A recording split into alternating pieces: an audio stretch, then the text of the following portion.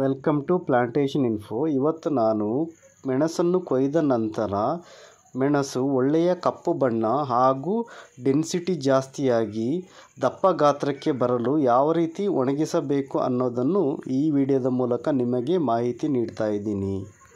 ಮೆಣಸನ್ನು ಕೊಯ್ದ ದಿವಸ ಅದರ ಗರಿಗಳನ್ನು ಬೇರ್ಪಡಿಸಬೇಕು. ನೋಡಿ, ಈ ವಿಡಿಯೋದಲ್ಲಿ ತೋರಿಸ್ತಿದ್ದೀವಲ್ಲ, ಈ ರೀತಿ ಮೆಣಸನ್ನು ಕೊಯ್ದು ಗರಿಗಳನ್ನು ಬೇರ್ಪಡಿಸಬೇಕು. ಈ ಕೆಲಸವನ್ನು ಮೆಣಸನ್ನು ಕೊಯ್ದ ದಿನವೇ ಮಾಡಬೇಕು. ಮಾರನೆಯ ದಿನ ಅಂದರೆ ನೆಕ್ಸ್ಟ್ ಡೇ ಮೆಣಸನ್ನು ತೆಳುವಾಗಿ ಹರಡಿಸಬೇಕು. ನೋಡಿ, ಈ ವಿಡಿಯೋದಲ್ಲಿ ತೋರಿಸ್ತಿದ್ವಲ್ಲ, ಈ ರೀತಿ ಮೆಣಸನ್ನು ತೆಳುವಾಗಿ ಒಣಗಿಸಲು ಹರಡಿಸಬೇಕು.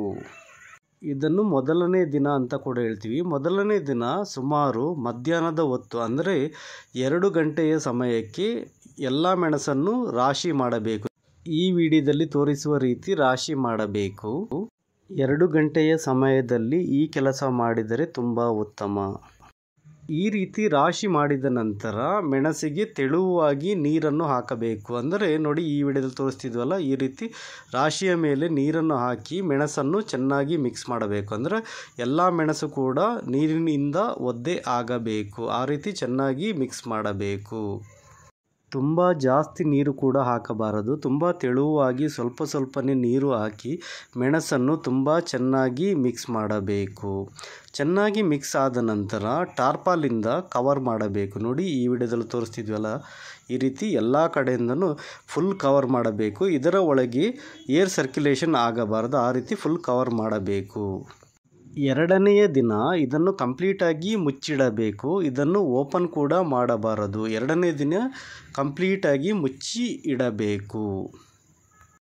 3ನೆಯ ದಿನ ಬೆಳಗ್ಗೆ ಇದನ್ನು ಓಪನ್ ಮಾಡಿ ತೆಳುವಾಗಿ ಹರಡಬೇಕು. ನೋಡಿ, ಈ ವಿಡಿಯೋದಲ್ಲಿ ತೋರಿಸ್ತಿದ್ವಲ್ಲ, ಈ ರೀತಿ ತುಂಬ ತೆಳುವಾಗಿ ಹರಡಬೇಕು. ಹಾಗೂ ಪ್ರತಿ ಅರ್ಧ ಗಂಟೆಗೆ ಒಮ್ಮೆ ಇದನ್ನು ಅಡಿಮೇಲು ಮಾಡಬೇಕು. ನೋಡಿ, ಈ ವಿಡಿಯೋದಲ್ಲಿ ತೋರಿಸ್ತಿದ್ವಲ್ಲ, ಈ ರೀತಿ ಅಡಿಮೇಲು ಮಾಡಬೇಕು.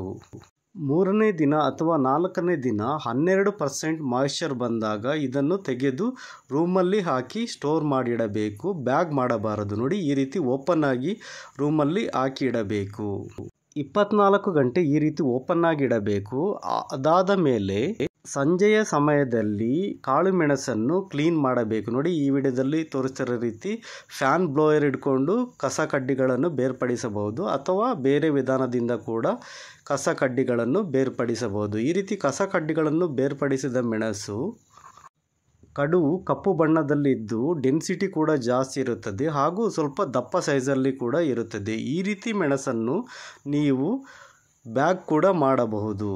ಈ ವಿಡಿಯೋ ಇಷ್ಟ ಆದರೆ ಪ್ಲೀಸ್ ಲೈಕ್ ಮಾಡಿ. ಹಾಗೆ ಅಗ್ರಿಕಲ್ಚರ್ ಇನ್ಫಾರ್ಮೇಷನ್ನಿಗೆ ನಮ್ಮ ಚಾನಲ್ ಸಬ್ಸ್ಕ್ರೈಬ್ ಮಾಡಿ. ಹಾಗೆ ನಮಗೆ ಸಪೋರ್ಟ್ ಮಾಡಿ. Thank you.